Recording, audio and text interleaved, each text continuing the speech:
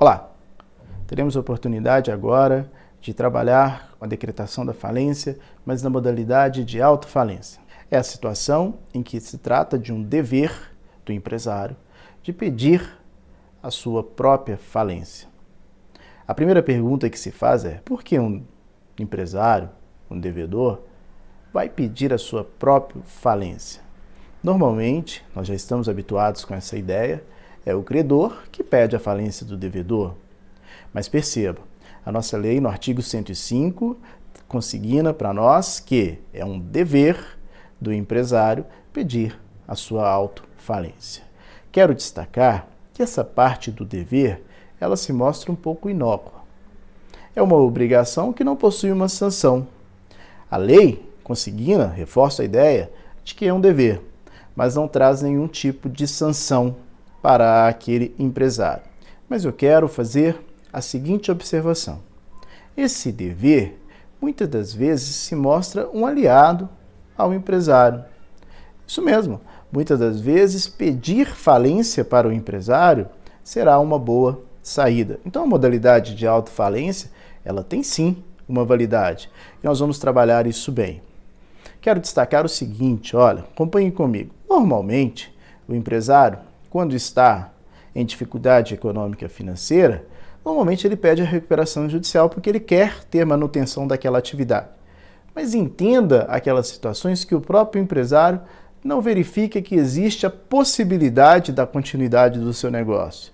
Quero dizer, aquele negócio não é mais viável, aquele negócio está insustentável. Nesse aspecto, agora, cumpre ao empresário, como o artigo 105 nos diz, o dever de pedir a sua autofalência.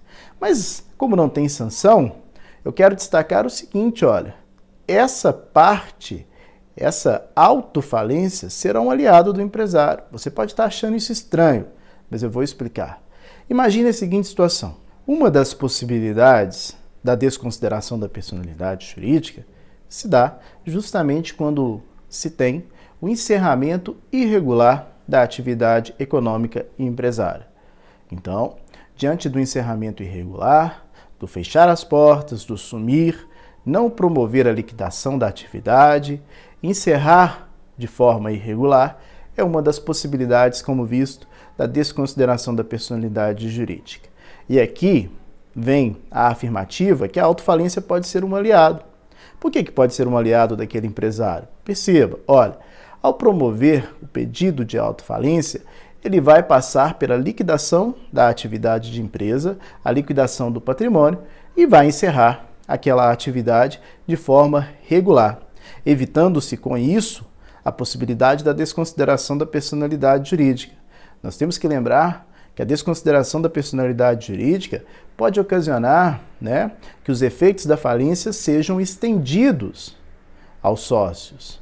Se nós estivermos aí diante de uma sociedade limitada, nós sabemos que nessa sociedade limitada, quem vai falir é o empresário e não os sócios, claro.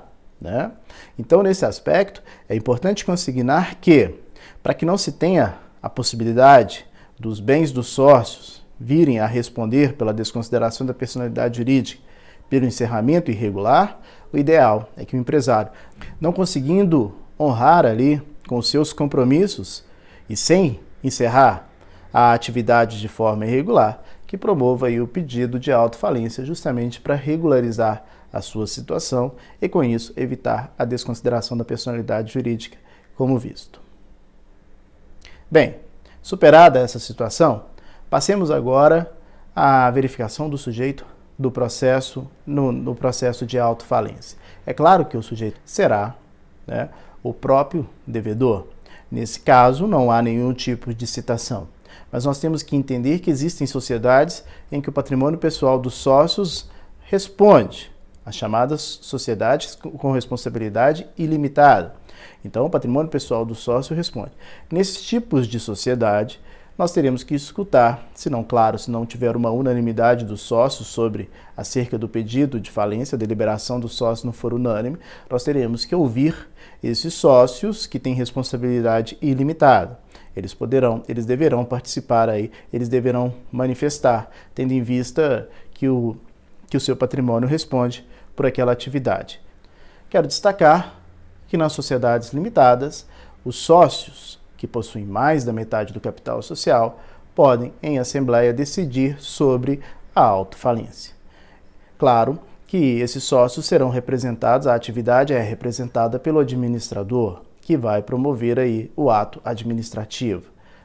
Em se tratando de uma sociedade anônima, vai ter uma Assembleia Geral própria e mais da metade do capital presente, votante, pode deliberar sobre também a autofalência. E aí, no caso da sociedade anônima, os diretores é que vão representar essa sociedade. Assim, ratifico a ideia que não há nenhum tipo de citação, e é o próprio devedor, mais uma vez reforço a ideia, pelo seu representante, é que vai pedir a autofalência. Junto com esse pedido de autofalência, é necessário que sejam entregues vários documentos. Documentos a se destacar demonstrações financeiras, relação de todos os credores, também ali há necessidade que nós tenhamos um breve relato sobre a situação econômica, financeira. Então, é importante destacar que nos termos lá do artigo 105, há uma série de documentos que devem ser juntados aos autos. Mas o que eu quero destacar mesmo é que o juiz pode decretar a falência ou mandar emendar a petição inicial se estiver faltando algum dos documentos. Isso mesmo. Mesmo que esteja faltando algum dos documentos, o juiz pode decretar a falência se ele entender que aquele documento é desnecessário. No que se refere ao procedimento da autofalência, da sentença, por exemplo, ela cumpre os mesmos requisitos. A partir do momento em que é decretada a autofalência, nós temos os mesmos requisitos do processo de falência normal que veremos em aulas futuras. Assim, conto com a presença de todos para as nossas aulas futuras, que aí agora trabalharemos efetivamente com o processo de falência. Um abraço e até os nossos próximos encontros.